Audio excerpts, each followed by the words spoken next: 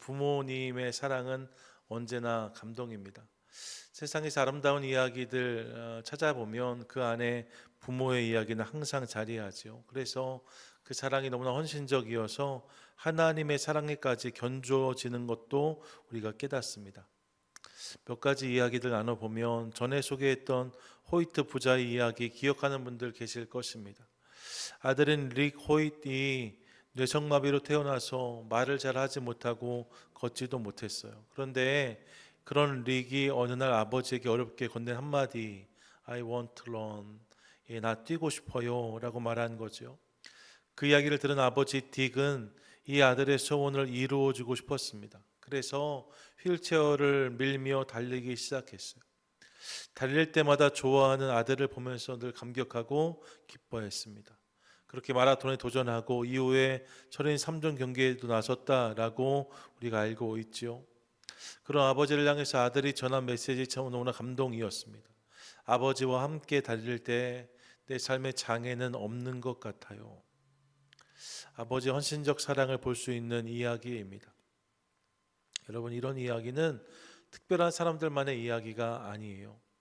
모든 부모에게 같은 마음과 같은 이야기들이 있지요. 2011년 일본 대지진 당시에 무너진 잔해 속에서 웅크린 채 사망한 한 여인이 발견되었습니다. 이상한 것은 잔해가 떨어지면 이를 막기 위해 얼굴로 손을 가리거나 반대 방향으로 고개를 돌리기 마련인데 이 여인은 그런 저항이 하나도 없이 오롯이 잔해더미를 다 뒤집어 쓴 것처럼 보였어요. 모두가 의아했지요. 그리고 그런 그녀의 이상한 자세는 소방대원들이 그녀를 들추었을 때 설명이 되었습니다. 그렇게 웅크린 그녀의 품 안에 아주 어린 딸 아이가 있었다는 거죠. 그 아이 하나를 살리기 위해 엄마가 온 몸으로 쏟아지는 잔해를 막은 것이었어요. 또 몇 해 전에는 중국 농촌에 리 위안 지아오라는 사람의 사연이 소개되었습니다. 어느 날 아들이 백혈병에 걸렸다는 진단을 받았어요. 그리고 검사를 통해서 자신이 아이에게 골수를 기증할 수 있는 적임자란 사실을 아버지가 알게 되었습니다. 문제는 이 아버지에게 지병이 있었고 그 지병으로 인해서 골수를 채취하려면 다리를 절단해야만 했다는 거예요. 전 정확하게 내용을 알 수 없지만 다리를 절단해야만 골수 이식이 안전하게 정상적으로 이루어질 수 있었다는 거죠. 이 아버지는 주저없이 다리 절단 수술을 받습니다. 그리고 골수를 아들에게 기증했어요. 이 소식을 전한 신문은 그의 인터뷰 마지막 말을 이렇게 전합니다. 아들을 살릴 수 있어서 너무나 행복합니다. 다리는 내 몸의 일부이지만 아들은 내 삶의 전부입니다. 참으로 가슴 뭉클한 이야기들이라 할 것입니다. 여러분, 이게 부모의 사랑이고 부모의 마음이죠. 우리 중에도 이런 이야기들 갖고 계신 분들이 분명히 계실 것입니다. 부모의 이름을 안고 살아왔던 많은 분들 삶 가운데 왜 이런 이야기들이 없겠어요? 부모로 또 할아버지 할머니로 자녀와 손주들을 품고 계시는 우리 교회 식구들의 모습을 볼 때마다 그 안에 느껴지는 사랑과 감동이 있어서 늘 감사한 마음이 있습니다. 자녀의 일이라면, 자녀를 위해서라면 모든 것을 해주고 싶은 것, 이것이 부모의 마음이라고 할 수 있습니다. 그런데 그렇게 생각하면 오늘 성경에서 만나는 이야기는 도저히 이해할 수 없는 것이다 라고 설명드릴 수 있어요. 자녀를 살리려 한 것이 아니라 오히려 자녀를 잡으려 했던 이야기, 바로 아브라함과 이삭의 이야기입니다. 여러분, 아브라함이 이삭을 잡으려 하였는데 이삭이 그렇다고 셀 수 없이 많은 자녀 중 하나가 아니었던 거 다 알고 계시잖아요. 자녀가 셀 수 없이 많다고 해도 자녀 하나하나가 다 귀하겠지요. 그런데 특별히 이삭은 더욱 그러했습니다. 왜냐하면 아브라함이 100세에 낳은 아들이었거든요. 유일한 사라를 통해 낳은 아들, 그가 이삭이었습니다. 눈에 넣어도 아프지 않은 정도가 아니라 눈을 줘서라도 바꾸고 싶은 아들이 이삭이었어요. 그런데 하나님이 그 아들을 어느 날 요구하십니다. 읽었던 본문 2절이죠. 우리 한 번 더 2절 말씀 읽겠습니다.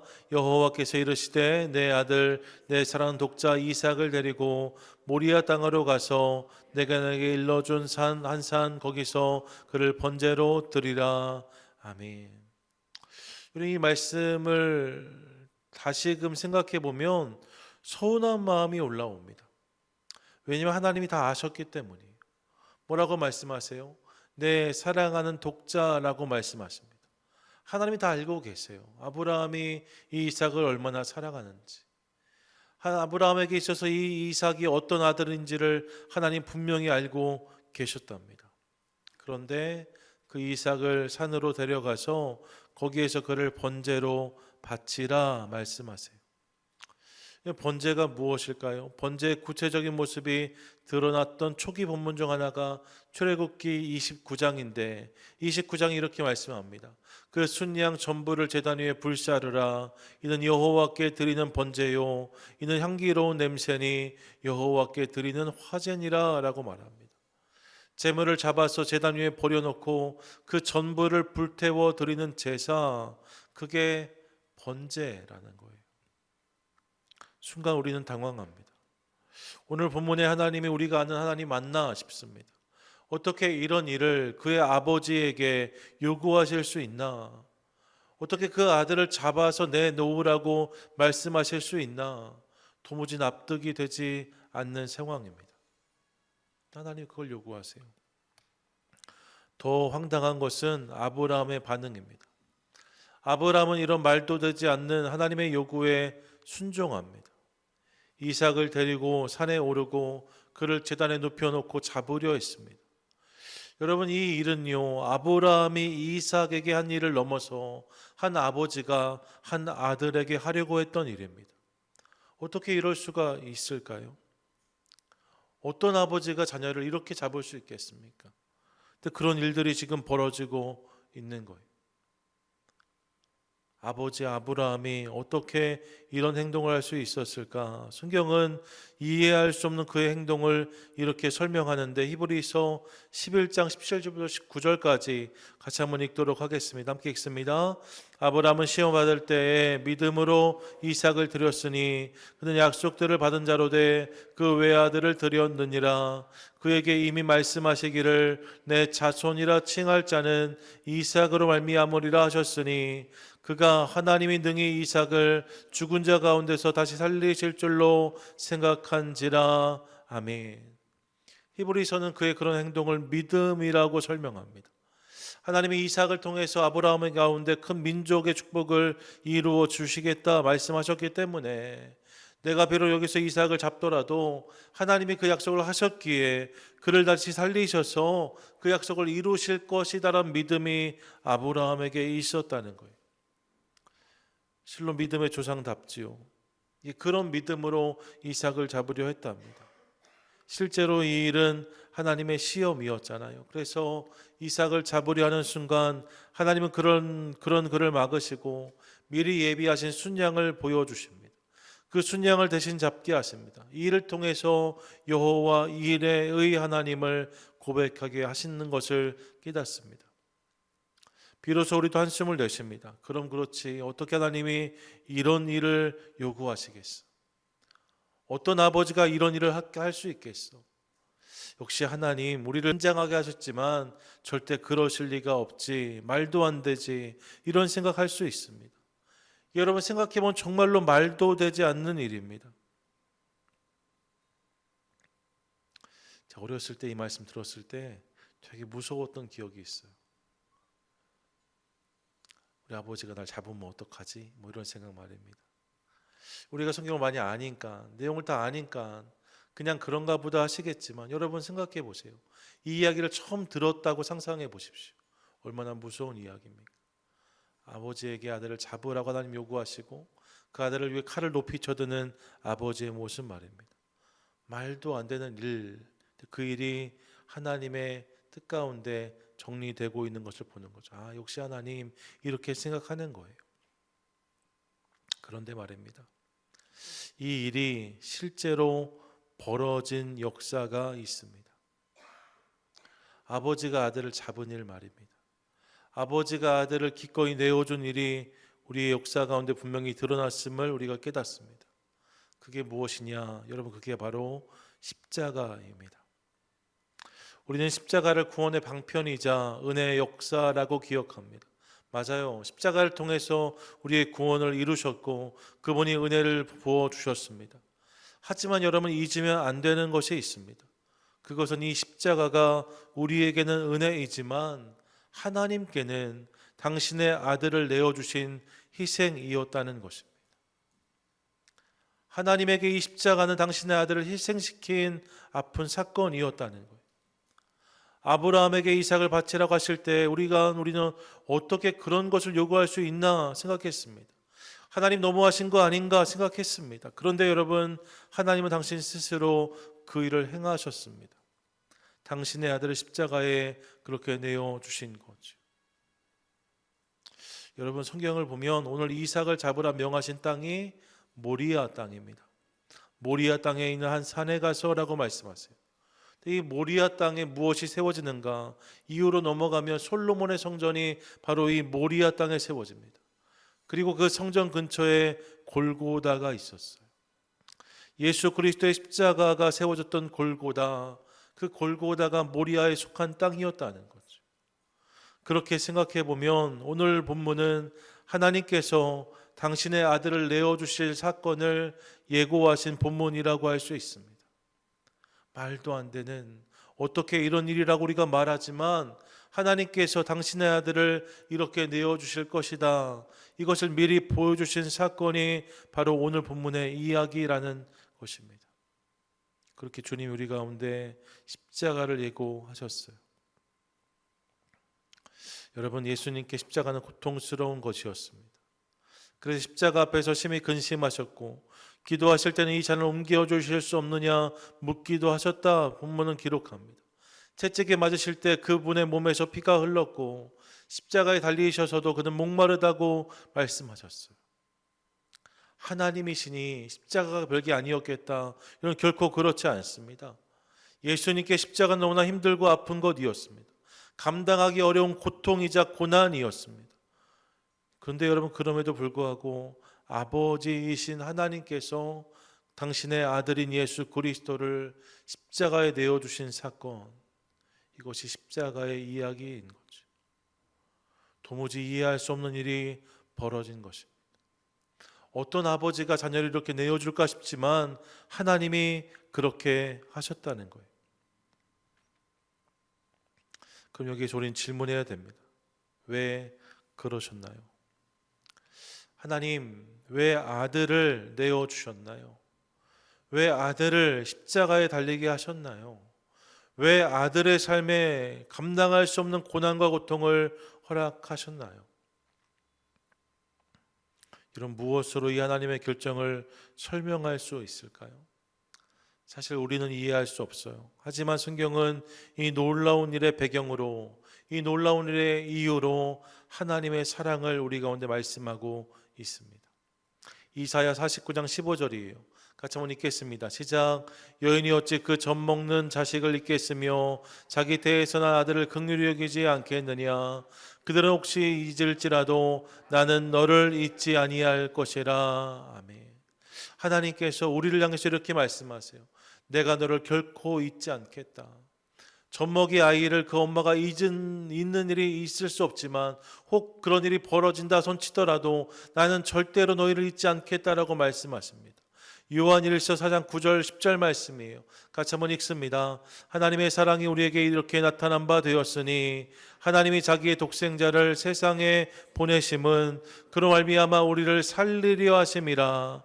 사랑은 여기 있으니 우리가 하나님을 사랑한 것이 아니요 하나님이 우리를 사랑하사 우리 죄를 속하기 위하여 화목제물로 그 아들을 보내셨음이라. 아멘. 하나님이 자기의 독생자를 세상에 보내심은 그로 말미암아 우리를 살리려 하심이라. 여러분, 하나님이 그렇게 우리를 사랑하셨다는 거예요. 우리를 사랑하셔서 우리를 살리시려고 그 십자가에 당신의 아들을 내어주셨다라고 성경이 말씀하고 있는 거죠. 그 하나님의 사랑이 그 아들을 내어주시기까지의 사랑이었고 그 사랑을 통해서 우리의 죄를 속죄하시고 우리를 구원하셨다라고 성경은 말씀하고 있습니다. 그래서 여러분, 십자가는 하나님의 사랑인 거예요. 우리가 감당할 수 없는 사랑이고 측량할 수 없는 은혜입니다. 그래서 찬송가 304장은 이렇게 고백해요. 그 크신 하나님의 사랑 말로 다 형용 못하네. 저 높고 높은 별을 넘어 이 낮고 낮은 땅 위에 죄범한 영혼 구하려 그 아들 보내사 화목제로 삼으시고 죄 용서하셨네. 같이 한 번만 불러볼까요? 예, 그냥 반주 없이 그 크신 하나님의 사랑 같이 한번 부르겠습니다. 그 크신 하나님의 사랑 말로 다 형용 못하네. 저 높고 높은 별을 넘어 이 낮고 낮은 땅 위에 죄범한 영혼 구하려 그 아들 보내사 화목제물 삼으시고 죄 용서하셨네. 하나님 크신 사랑은 증량 다 못하며 영원히 변치 않는 사랑 성도여 찬양. 하늘을 두루마리 삼고 하늘을 두루마리 삼고 바다를 먹물 삼아도 한없는 하나님의 사랑 다 기록할 수 없겠네. 하나님의 크신 사랑 그 어찌 다 쓸까. 저 하늘 높이 쌓아도 채우지 못하리. 하나님 크신 사랑은 증량 다 못하네. 영원히 변치 않는 사랑 성도여 찬양하세. 아멘. 믿으십니까? 아멘. 이런 장면을 상상해 보았어요.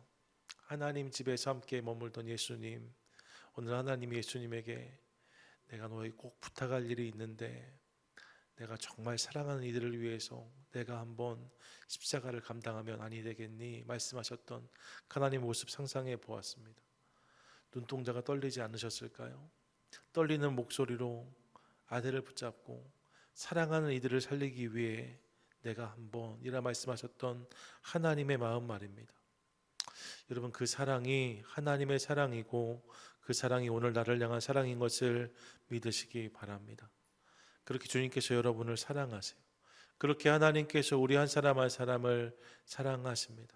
그러므로 오늘 이 밤 십자가를 바라보며 나를 향한, 우리를 향하신 하나님의 사랑을 확신하는 저와 여러분 우리 모두가 되시기를 축복합니다. 여러분, 그렇지 못하선 치더라도, 연약하고 부족할지라도, 너무나 많은 허물과 연약함들이 떠오른다 손치더라도 상관없습니다. 하나님은 이렇게 말씀하세요. 내가 너를 사랑하노라. 여러분, 옆에 분에게 한번 고백해 주세요.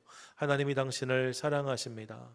하나님이 당신을 사랑하십니다. 예, 여러분, 이 십자가 그 사랑을 확증하고 있습니다.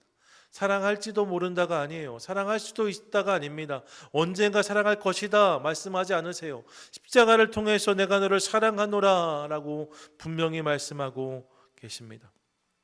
그러므로 십자가를 바라보면 그 사랑에 감격하고 감사하는 저와 여러분 우리 모두가 되시기를 원합니다. 그리고 여러분, 그렇게 아들까지 내어주신 하나님의 사랑을 기억함으로 이제 오늘 내 삶 가운데 부어주실 하나님의 은혜를 또한 기대하는 우리 될 수 있기를 간절히 소망합니다. 로마서 8장 말씀을 기억해 보세요. 32절에 자기 아들을 아끼지 아니하시고 우리 모든 사람을 위하여 내어주시니가 어찌 그 아들과 함께 모든 것을 우리에게 주시지 아니하겠느냐라고 말씀하십니다. 아들을 주실 정도로 우리를 사랑하신 그분께서 어찌 그 아들과 함께 모든 것을 너희에게 주시지 않겠느냐라고 말씀하세요. 그러면 38절과 39절 같이 한번 읽습니다. 시작. 내가 확신하노니 사망이나 생명이나 천사들이나 권세자들이나 현재일이나 장래일이나 능력이나 높음이나 깊음이나 다른 어떤 피조물이라도 우리를 우리 주 그리스도 예수 안에 있는 하나님의 사랑에서 끊을 수 없으리라. 아멘. 주님께서 그 사랑으로 오늘 우리 삶 가운데 일하고 계심을 믿으시기 바랍니다.